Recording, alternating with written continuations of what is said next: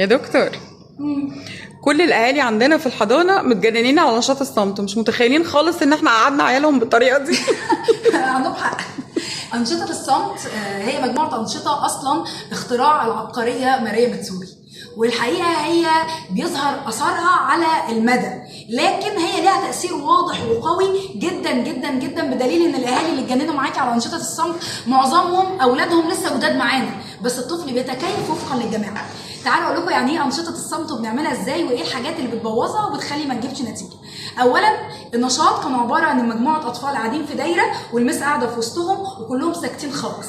هو ده اللي شافوه الاهالي في الفيديو او في الصور، واللي انبهروا بيه واعتبروا ان احنا انتوا مسكتين العيال كده ازاي، ولا نفس ولا همسه ولا اي حاجه.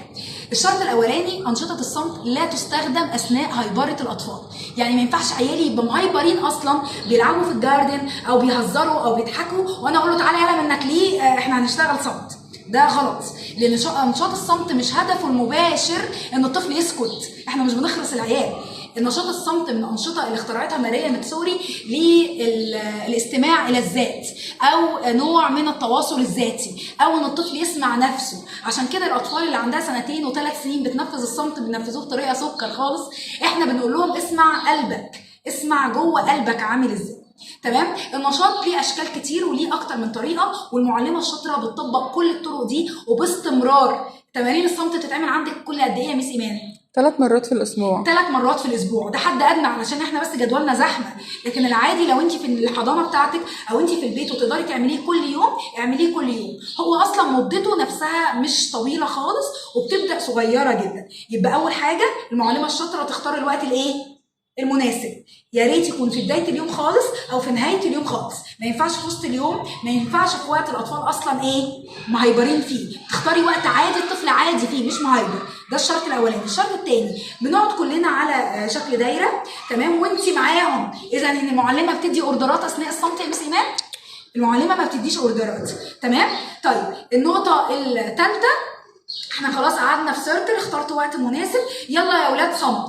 احنا يا اما عندنا كارت مكتوب عليه سايلنت او مكتوب عليه الصمت او مكتوب عليه السكون، اي كلمه تعجبك يعني باي لغه ايا كان بقى انت بتتفرجي علينا منين، او الحضانه بتاعتك بتمارس اي لغه بشكل اساسي، بتكتبي الكارت ده وبتشدي الكارت وبتقولي للولاد ان ده الوقت بتاع الصمت. تمام. انت بقى كمعلمه كموديل بتتحركي ازاي؟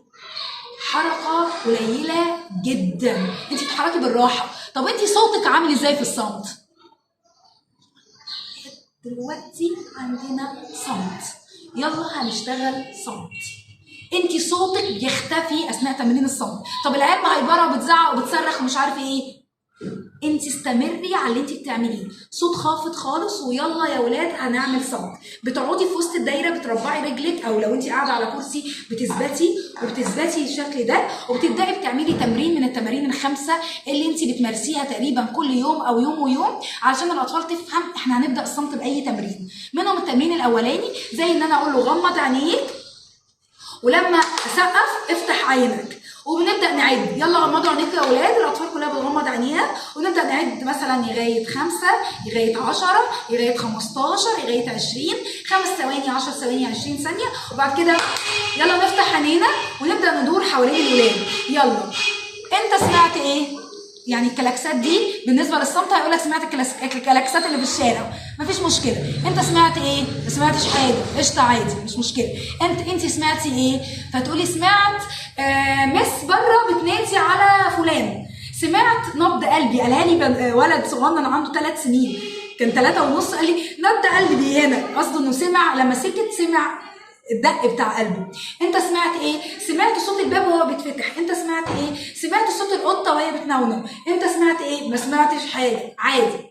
تمام. ده التمرين بتاع النهارده. التمرين كله ممكن يتطبق في خلال دقيقتين. خلاص يلا خلصنا صمت، بنقوم الولاد وبنمارس التمرين ده اكتر من مره. ده تمرين. التمرين الثاني بخليهم يغمضوا عينيهم، تمام، وبعد وقت او ثواني او ارقام او اي حاجه، وخليهم يفتحوا عينيهم، وبعد كده بقول لهم وانتم مغمضين تخيلوا حاجه. تخيل نفسك في جاردن، قاعد نايم في البيت على الكنبه، نايم مثلا على الشط في البحر، جوه البول في البسين. كل واحد يتخيل حاجه، ولما نفتح عينينا كل واحد يحكي هو شاف ايه وهو مغمض عينه، تخيل ايه يعني. ويبدا الاطفال يقولوا الحاجات البسيطه اللي شافها، كوره، شط. حتى الاطفال اللي ما بتتكلمش كويس بديهم فرصه، عايزين يقولوا حاجه يقولوا، ما قالوش خلاص بنعديهم ونقول لغيرهم. تمام، بتبقى كلمات بسيطه، وبيبقى الصوت دايما في الصمت عامل ازاي؟ طول ما الكارت مرفوع صوتك وصوت الولاد عامل ازاي؟ خافت خالص كده. اثناء الصمت كلنا بنتكلم كده. عشان كده انا بنصح الاهالي اللي بيشتكوا من اصوات العيال العاليه في البيت ان هم يمارسوا احد تمارين الصمت والصوت الخافت خالص في البيت. اقول لها اقعدي 5 دقائق اتكلمي بالصوت ده،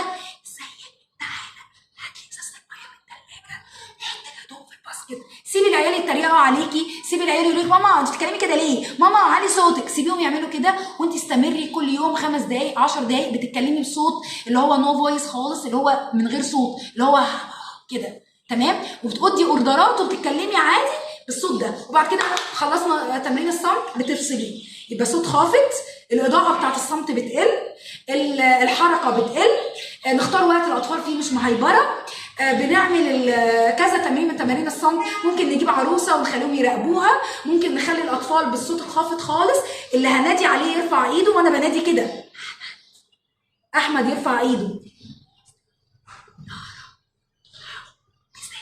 انا بقول كده والاطفال مركزه في شفايفي عشان تعرف انا بقول اسم مين فيهم فيرفع ايده، او اقول اللي اقول اسمه يجيلي، وابقى محضره له كوره، اي حاجه جنبي كده اقول له خدها حطها هناك، او خدها هاتها من هناك هنا، اي حاجه مديها اوردر يعني. فده بيخلي الاطفال تركز اكتر، بيخلي الاطفال تستمع لذاتها اكتر، بيخلي الاطفال ما تعملش للصوت العالي، بيظبط الجهاز العصبي المركزي علشان الهبل والهرج والاصوات العاليه والازعاج وصوت التلفزيونات واصوات الدوشه اللي فيها الناس تقل كتير. لما بنمارس ده بشكل دوري الاطفال فعلا بتتاثر بده، وبيبقى ادائها الصوتي جيد جدا، احسن كمان من اللي انتوا شفتوه في الفيديو. يا رب يكون تمارين الصمت عجبتكم، فكروا فيها وطبقوها وقولوا لي عملتوا ايه بعد ما طبقتوها شويه، وربنا يبارك في اولادنا جميعا. ماجدة عمار، احنا بتوع